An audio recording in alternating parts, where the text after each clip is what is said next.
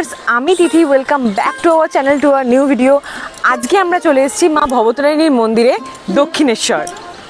যারা বাস বা অটোতে আসবেন তারা স্কাইওয়াকের 12 নম্বর গেট দিয়ে ওপরে উঠে চলে আসতে পারেন একদম মন্দিরের সামনে। তাছাড়াও স্কাইওয়াকের নিচে দিয়েও রিক্সা পাওয়া যায়, চাইলে আপনারা রিক্সাতেও আসতে পারেন।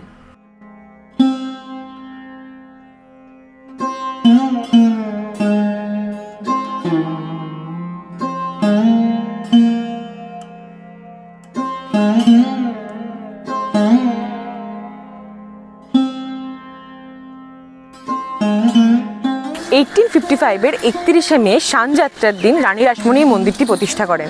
এখানে মা ভবতারিণী রূপে মা কালীকে পুজো করা হয়। সবচেয়ে ইন্টারেস্টিং ব্যাপার, এখানের সাথে অনেক বিখ্যাত মানুষের নাম জড়িত, যেমন রামকৃষ্ণদেব, সারদা দেবী, বিবেকানন্দ আর রানী রাসমণি তো আছেনই। এই দক্ষিণেশ্বর কালীবাড়ি গঙ্গা নদীর তীরে অবস্থিত। আপনারা যারা ভাবছেন যে গাড়ি নিয়ে দক্ষিণেশ্বরে আসবেন, তারা গাড়ি নিয়ে আসতেই পারেন। এখানে বিশাল বড় পার্কিং লট করা আছে। মন্দির কমপ্লেক্সের ভেতর কাউন্টার করা আছে, যেখানে জুতো, ফোন ও ব্যাগ জমা রেখে তবেই মন্দিরের ভেতর প্রবেশ করতে হবে।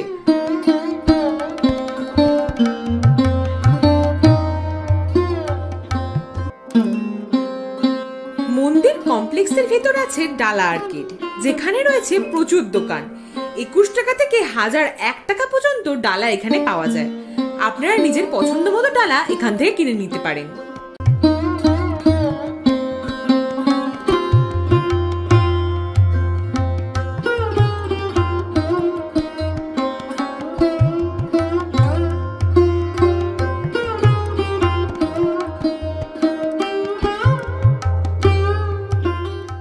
আমরা এখান থেকে কিনেছিলাম 51 টাকার ডালা।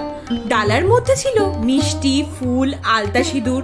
আর 101 টাকার ডালায় এগুলো তো থাকেই, তার সাথে থাকে চেলি। আর 501 টাকার ডালায় থাকে শাড়ি।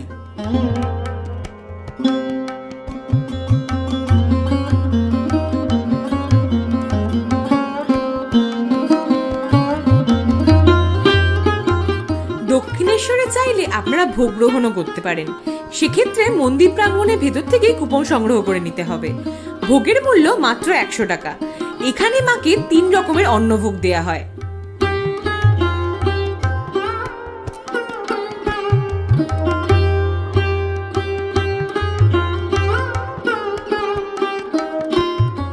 মন্দির প্রাঙ্গণের পাশেই করা আছে রানী রাসমণির একটি আবক্ষ মূর্তি ও তার স্মৃতিতে একটি মন্দির।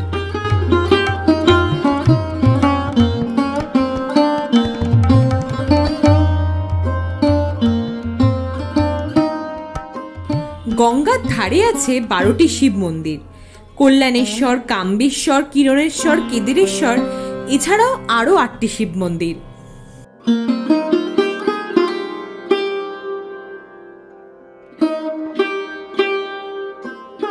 মন্দিরে মাকে পুজো দিতে এসে অনেক মানুষ এখানে গঙ্গা স্নান করেন এবং তারপর মাকে পুজো দেন।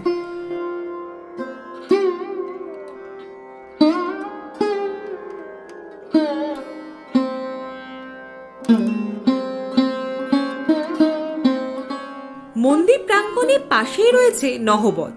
এখানে রামকৃষ্ণদেব ও মা সারদা তাদের জীবনের অনেকটা সময় কাটিয়েছিলেন।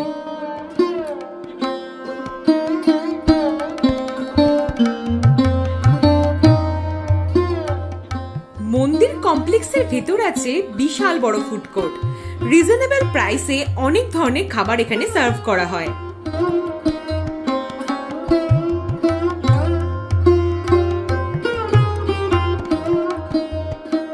স্কাইওয়াকের উপরেই করা আছে প্রচুর রকম জিনিসের দোকান।